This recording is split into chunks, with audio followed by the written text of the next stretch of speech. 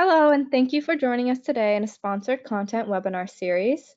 Our guest today is Carrie Palmetier of Palmetier Law. Carrie will be presenting in a two-part webinar series today, June 20th, and next Thursday, June 27th on SBIRs and STTRs.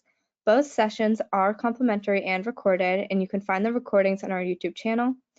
As we go through the presentation today, feel free to type questions in the chat, and Carrie will go through them and answer them at the end. Please allow me to introduce Carrie Palmetier. Carrie, it is great to have you with us today. I'm going to put myself on mute and turn the floor over to you. Please let me know when you're ready for your next slide. Great, Emma, thank you. Next slide, please. So the mandatory introduction, here's who I am. I'm basically a former Air Force uniformed military officer, JAG, who did government contracts. Then I went in-house to a big defense contractor, United Launch Alliance, and now I have my own law firm helping small businesses. I help in all areas of government contracts. Next slide. This first phase, we're going to talk about the basic process of the SBIR rules, what the background is, eligibility, all of those kinds of compliance requirements. Next week, we'll talk about the IP protections, intellectual property. Next slide. So the SBIR program is actually authorized by statute. It still has to be renewed every few years. The most recent renewal was September of 2022. And that's where we had the increased number of due diligence reviews, including the foreign ownership aspects that have started to appear in your proposal process. The implementation is in the SBA policy directive. It is available through the SBIR website. And by the way, all the websites will be at the end in the background slides. And then the Federal Acquisition Regulation has a few pieces of SBIR rules in the intellectual property section. Next slide. So the SBIR program, when it was created by statute, the purpose of it is to enable small businesses to pursue research and development to maintain and strengthen the industrial base in the national economy. So it's basically a process by which the US government is using federal funds to enable small businesses to bring in and bring jobs and innovation to the US economy. I want to keep that emphasis because you'll see it as some of the other requirements pop up. They invest taxpayer dollars. It stimulates the small business economy and enables technology innovation. It fosters technology transfer with the research institutions so that the research institutions have a mechanism for getting technology that they've developed on their own into the commercial world. There are some success stories, things that companies you have heard of and you may even have in your homes, and that's iRobot, Symantec, Qualcomm. Next slide. There are 11 agencies, as listed here, who are authorized to do SBIRs. The ones who are starred also have the authorization to do STTRs. So not everybody can do an STTR. If the agencies are authorized to do SBIRs, then they must expend the amount of money that's listed on the bullets there on the SBIR program. So for the agencies that have more than $1 billion in research and development, DoD, they have to expend 45% of their R&D budget, sorry, not 45%, 0.45% on SBIR awards. And that may seem like a small percentage, but when you do the math, that ends up being a lot of money. So that's the rules for how much funding is put into the SBIR STTR program. Next slide. Okay, so the SBIR program has 3 phases, and I'm going to break them into 2 halves. So phase 1 and phase 2, they're a lot alike. This is your research and development phase. The rules are that it must be funded with SBIR funds. It'll be subject to the SBIR statutes and regulations, including the FAR. It could be awarded as a procurement, a grant, other agreement. Each agency and department will have different processes for how to award them.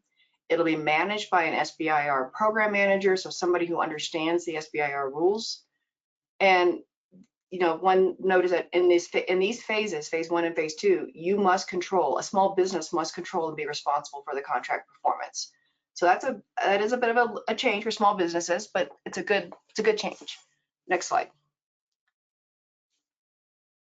Phase 3 is different. Phase 3 is the commercialization and a procurement phase. So it may not be funded with SBIR funds. So they have to go find funds that are not into that classification of that 4,500s of that like for DoD. It could be managed by a program of record. It usually is, but it may not be. And a program of record is the fancy name for where the government is having a program to go out and buy a specific weapon system or product line or something.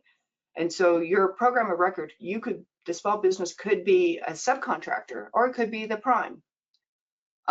In phase 3, you could be subject to the standard procurement regulations such as the FAR or other transaction authorities. And the big key is that phase 3s may be awarded without competition to the owner of the SBIR rights.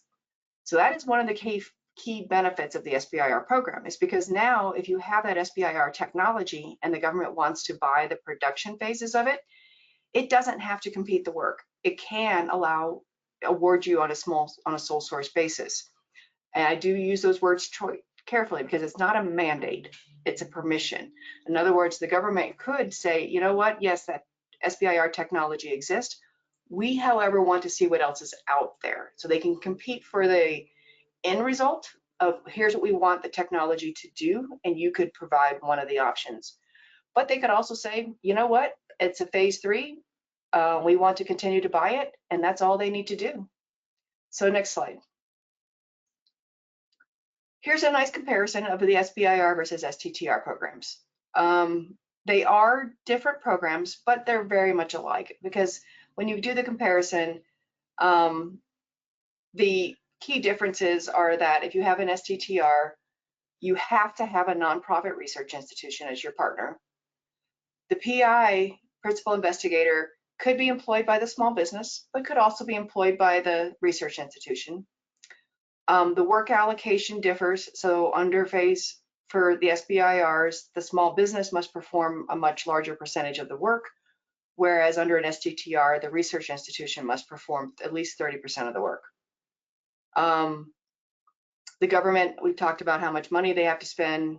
The majority, there's another key thing we'll talk about this morning, and that is, sorry, it's morning in my area.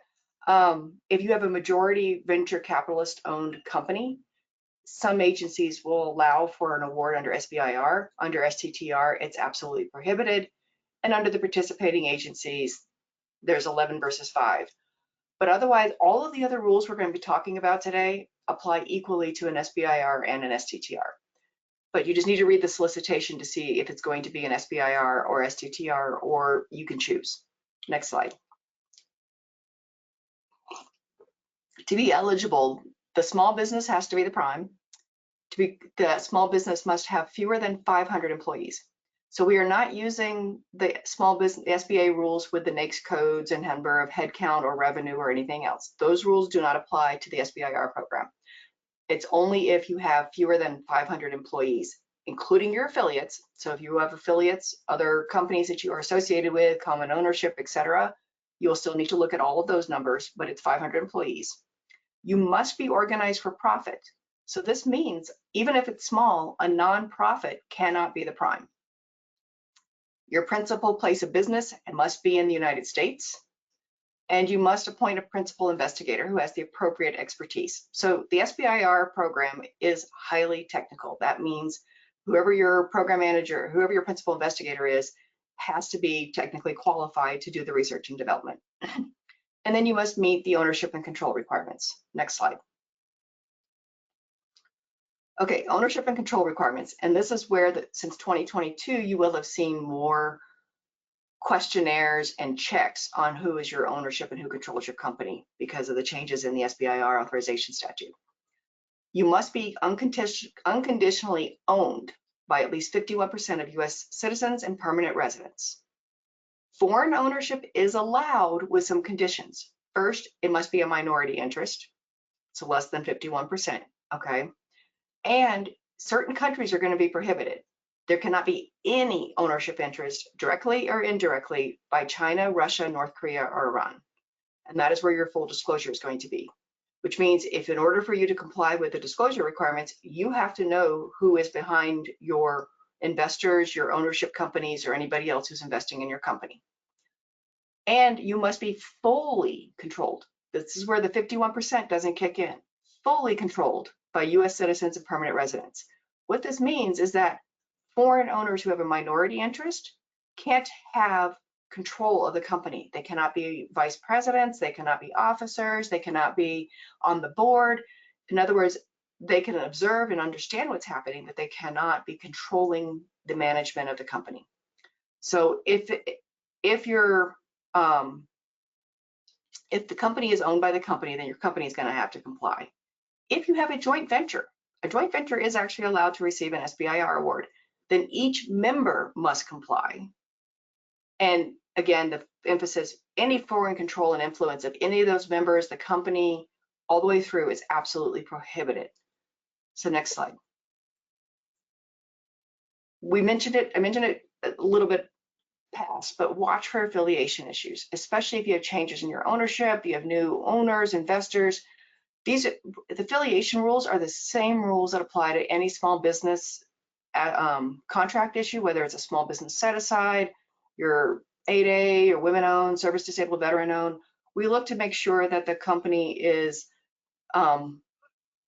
if it's affiliated with other companies, whether it's through common ownership, common management, identity of interest, or anything else. So that's another whole topic, but just be aware that you're going to have to be watching your affiliation. If you have changes in your ownership and control, you must notify your contracting officer and the Small Business Administration.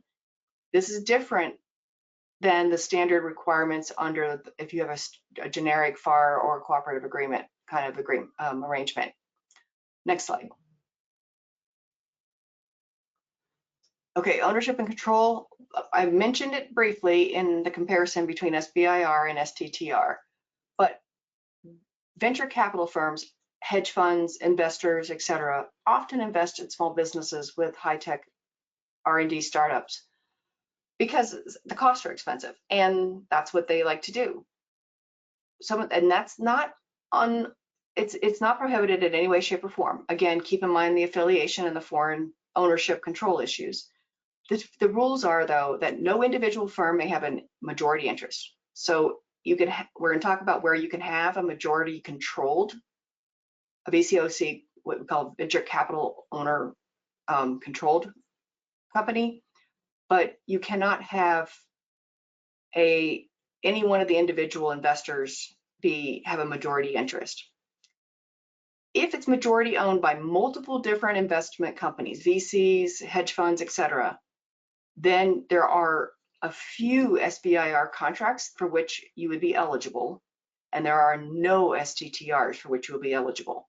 So if your company decides that that is what you would need to succeed, is to have majority owned by multiple different venture capitals or investments, just recognize then that you're going to have very limited number of SBIRs that you'll be eligible for, and you will not be able to compete for any STTRs as a prime. For each of these, you need to provide the citizenship and affiliations for each investor down to the individual. So if you have a venture capital firm, you're going to have to make them disclose to you who are the company's individual owners of that venture capital and where all the money is coming from. I know that's an uncomfortable position, but that's the rules because you have to make those disclosures. The company must have the office within the United States, a list of the agencies that have opted into the program. Now, just because one of those agencies is opted into allowing for VCOC does not mean that every SBIR offer will be allowed. You will find that there are very few, and that's because they have limitations on the amount of money they can spend on this program, and there's extensive reporting obligations and oversight. So it's not one that they really like. So in other words, if this is something that your company decides you need to do, is to have majority owned by different investors, just recognize that you're going to limit your access to the SBIR program. Next slide. Okay, so we've talked through the eligibility. Now we're going to talk about the process. The government issues SBIRs in a different way. Most of the time they issue an open request, so they have open timeframes for when proposals are going to be allowed in. Some of them will describe the technical areas of interest. Some of them will say, submit to me anything that you think I might be interested in. Some have an annual cycle, some have a twice-a-year cycle. They can do it as a broad agency announcement. And I talk more about the BAAs in the FAR webinar that I did that's also on Jennifer's website for FAR Part 35.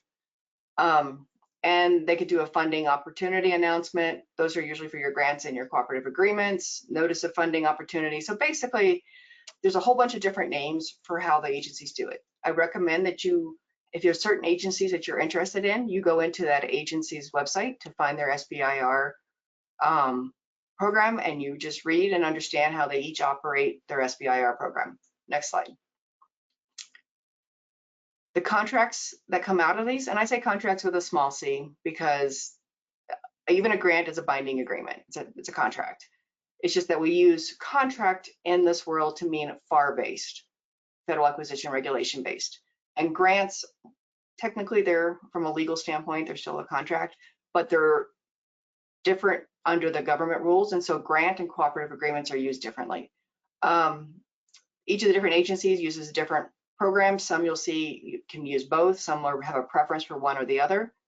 Basically, under a contract, the agency is going to be purchasing a specific product with defined requirements. So it's going to feel more like a regular FAR-based contract where you're going to have a statement of work. Your deliverables for phase 1 are usually a report. Phase 2, you may have some prototypes, reports, etc. With the goal being to get to a product that's a commercialized product. With a grant, the money is being provided for general research to support a public purpose. The only difference between a grant and a cooperative agreement is that with a grant, the money is handed over with the government manages at a top level, but with a cooperative agreement, the government is more involved in the actual research. It'll be subject to 2 CFR Part 200, which is basically an equivalent to the FAR, but not exactly the same at all. And sometimes some agencies have authority to issue what we call other transaction agreements, OTAs. So those are your different types of contract vehicles that will be awarded if you receive an SBIR. Next slide. In the contracts, generally speaking, with an SBIR program, there are a few things that have popped up as being the higher focus for compliance. One, the main one, your principal investigator. Your principal investigator must be full-time to the small business for an SBIR. It could be to the Research Institute for STTR. That precludes full-time employment elsewhere. They could have a part-time job elsewhere, but that will be screened. So full-time to the small business or research institute. As such, you may want to consider including language in your employment agreement about having more notice before they leave, or that they commit themselves for the length of the SBIR program. Anytime your principal investigator has to be changed, whether they've done something wrong and you have to terminate them, they're not performing, they decide to leave and go somewhere else, anything, you cannot just say, hey, government, I got a new principal investigator, we're moving on. The government must approve all changes to any PI. And so that could end up delaying your contract, because if you can't find somebody who the government would approve, it can actually result in a termination of the contract. Some other ones, information technology, both in what you will deliver to the government, sometimes what you will use to perform the contract, but as you're doing your R&D, it's something to be thinking about, because if you're going to deliver information technology, hardware, or services as the commercialization product, these rules will definitely apply. So one, cybersecurity. This is the NIST 800-171 requirements that apply in many government contracts, where your systems have to be secure enough to receive certain government information. Do not plan to buy any products. If you're the prime, you can't even use the Chinese products anywhere in your company. But you cannot have any Chinese products from Huawei or ZTE and any Kaspersky products anywhere in any deliverable to the US government. Same thing if you're going to deliver IT hardware or services, software, sorry, not services, IT hardware or software to the government as your commercialization product, you're going to have to ensure that it complies with Section 508 of the Rehabilitation Act. And then export control. Not all SBIR programs are export controlled, but there are quite a few that are. If your information is export controlled, then you're going to have to make sure that you can meet those control requirements, and that includes your ownerships. Sometimes you can't provide your owners information about the technology you're developing if they're foreign. And then check, because sometimes the government will include in the contract that dual use is authorized, or that it's anticipated that the product will be dual use, which means it's not export controlled. So they will actually do that determination for you. Next slide. A big one is domestic sourcing. As I mentioned at the beginning, the purpose of the SBIR program is to enhance the US economy. That is why we are using US taxpayer dollars. So there are rules on what we can spend money on within the US economy. One, the equipment that you need to do the R&D must be purchased as American made to the extent possible. But more importantly, all of the R&D work, every hour, must be performed in the United States. Oh, there's another bullet should be down there. So you can have a foreign subcontractor, foreign-owned subcontractor, as long as they have the bodies in the United States. You can employ individuals who are not US citizens or not permanent residents, but they must be physically located in the United States to do the work. So even if you are a US company, you cannot have your employees overseas doing SBIR work. Then you must have standard requirements under the Buy America Trade Agreements Act may apply. Those will usually only apply once you get to phase 3, but they could apply in phase 2 if you have to deliver a prototype. Next slide. Deliverables, I've already mentioned a little bit. Your primary deliverables that you're going to see in phase 1 and phase 2. Phase 3, again, will be a program of record, so it's going to be a different set of deliverables. But for phase 1 and phase 2, usually you have to deliver an IT security management plan, which basically just says that you are thinking about IT security. You have interim and final reports. You will often have a patent report, and we'll talk a little bit about those next week. But since it's R&D, there's a high possibility that you have patents that come out of the research.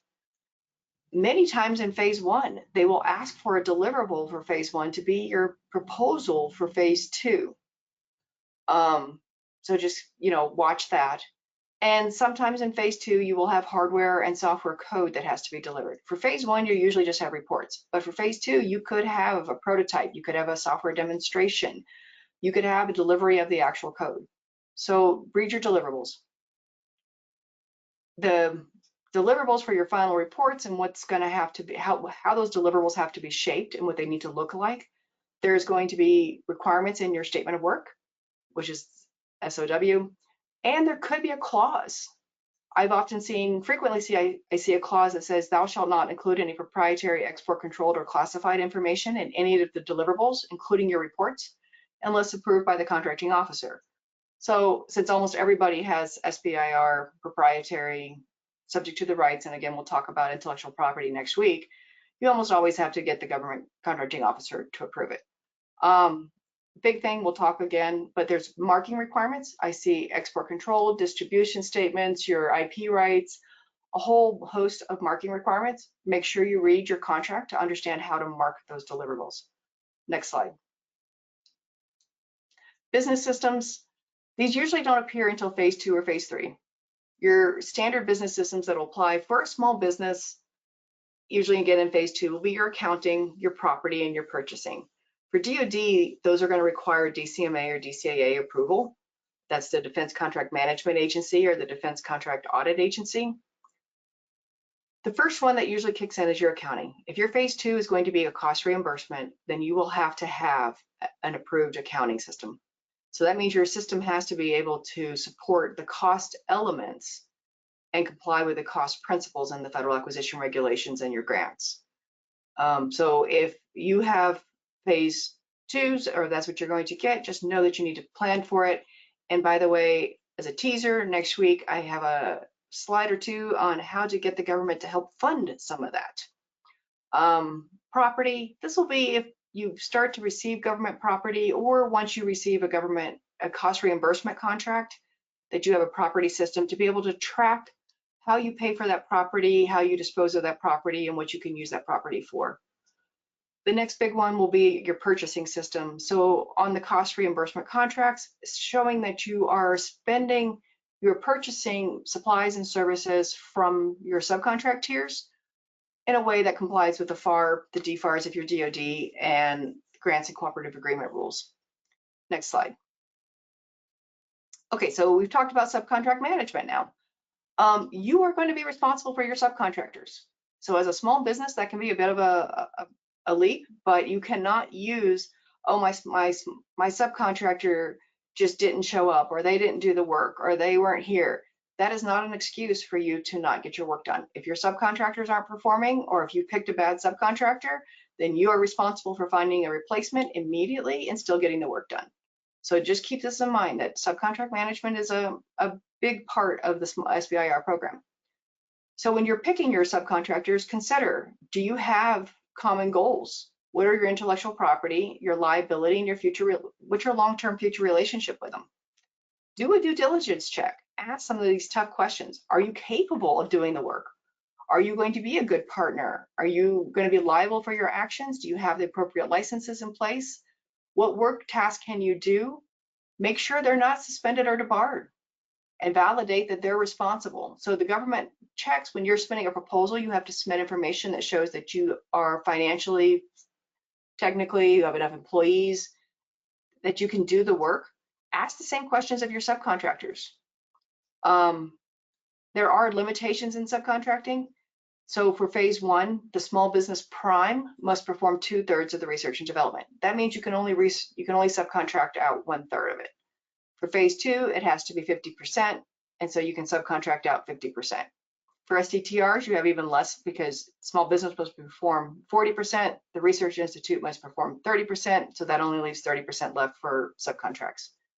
Phase three, these limitations that we talked about for phase 1 and 2 won't apply, but if the contract is set aside for small businesses, you'll often have the limitation in subcontracting rules that will apply, and that's a lot more complicated. So just understand that sometimes you may not be able to subcontract out all of your work. Next slide. Subcontract management. You're the company, you've got a government, and you got a subcontractor. So you're constantly balancing between, think of it kind of like a scale that you're balancing between and making sure that things are happening correctly. So you have to flow down requirements, and that include clauses into your subcontract. Any of the SBIR requirements are going to have to be included in your subcontract. You may want to assess whether you have a quality control program on your subcontractors. Acceptance criteria for when your subcontractors deliver their share of the work to you. What are you doing to make sure that it meets the contract requirements before you include it into your product to deliver to the government? And I also challenge you to say that you should include the same representations and certifications from your subcontractor that you are making to the government. Next slide. Watch federal, state governmental entities, and I just noticed that as much as I've been talking, as fast as I've been talking, I'm still going to hit a little bit of a delay problem. So if you need to leave, feel free. We'll have everything recorded on the website, and if you can stay, I will be done within 5 minutes after by 12:35. So one of the main things is, like, companies like to use universities, testing facilities, some of our federal labs and nonprofits, because they have unique capabilities, different testing capabilities, new equipment, different brains, people, etc. That's great. They have a valuable role. They will assign their own employee for a principal investigator. This may not be the same principal investigator that the government is tracking, but it could be a principal investigator between you and them. And you may want to designate that person as a key person so that you have to approve if they make any changes to their principal investigator. Because these are often large companies, whether it's a university, a lab, or anything else, negotiations for your subcontract can take time. So make sure that that is understood. And the fact that you have a short period of time to perform the work is not always a reason for why the universities will expedite the negotiation. Many of these, your federal labs, your state universities, some of these other entities are sovereign entities. So that means you are working with a sovereign government. So a state is a sovereign government, and so is the federal government. So they're going to have their own requirements as to what they can and cannot accept by law. Most of them prefer that at least phase 1, and even if you can, phase 2, be classified as fundamental research. And that's because especially universities have a strong desire to be able to publish the results.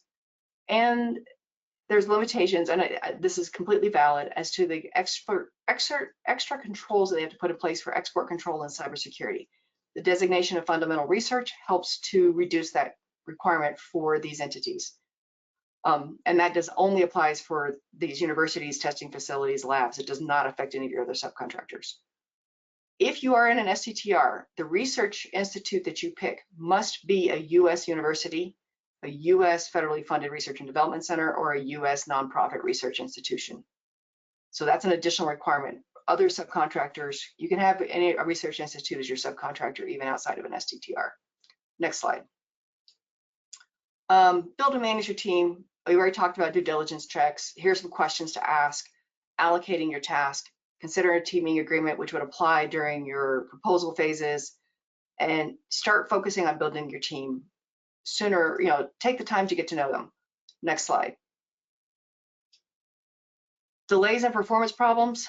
Manage your schedule. Be proactive. If all of a sudden you realize that you're going to have a schedule issue, start talking to the government. Put them on notice. Show that you've recognized it, and what are your plans to correct it and get back onto schedule. If you can't avoid it, then there are usually notification processes. The government can approve it or not. If they don't approve it and you don't meet the deadline, your contract could be terminated. Even if they do approve it, they may put into your past performance or consider it for your phase 2 that you were late for phase 1.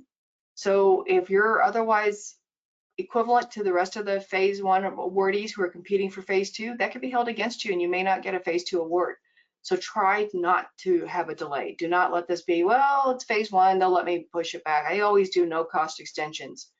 That's a bad tactic. Make sure you stay on schedule. If you receive a cure notice, respond in writing with facts. Assert any defenses like the government caused a delay, but try to avoid that. Delays and performance problems are one of the biggest ways I see that companies do not receive a phase 2 that would otherwise be eligible. Next slide. Some potential pitfalls. You cannot accept funding on more than one SBIR contract for essentially the equivalent work. And that is work performed by you as the prime or by one of your subcontractors. So you need to screen for this very carefully. This is one that will get you into trouble because you've now double dipped. You've gotten government has funded the same work twice. So that's actually gets you into an accusation of fraud. Misrepresentations on the federal investigator, the amount of work being performed, that funds were expended. You must meet your contract requirements. You have to make sure that principal investigator stays with your company, or you do your notifications, that you meet your percentage of work requirements, and that you are expending the government funds in accordance with the contract terms. Falsification of research or plagiarism. Believe it or not, we do see this very rarely, but we do see it, where in the report, somebody just copies or plagiarizes. Don't. Cite your references, have your own writing, but be very careful on that. And then if you have a conflict of interest, so in other words, you have your principal investigator is part owner of some other company that is also beneficiary or is a government employee, make sure you disclose any conflicts of interest. So that last slide has my contact information. Emma, are there any questions in the chat? Yep, let's see. We have one question. I understand that the percent of the agencies are to award a percent of extramural R&D. What does extramural research mean? Yeah, so it's contracted, not internal R&D. Like your extramural activities after high school. So it's outside of the agency's normal operations. So contracted R&D. Sorry, fancy terms. That's what they use in the statute. Any other questions? Yep. Will these slides be available to attendees afterwards? We are in the negotiation phase of our first SBIR award from USAF, and these would be helpful. Yeah, so I'll let you talk to that, Emma. Yep, our slides will be available on SlideShare. and all registrants will be receiving the slides as well. And I will post them to my LinkedIn phase once I get them out too.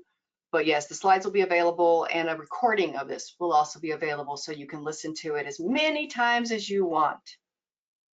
Actually, if you show the last 2 slides, it'll show everybody where the references are. I have the website references. So here's your SBIR, STTR program, your agency sites, and then the last slide, I think it's just more of the rest of the agency sites. So those are where the agencies have put their SBIR programs. Okay, if anybody else has any questions, we'll take a second here. Feel free to type them out.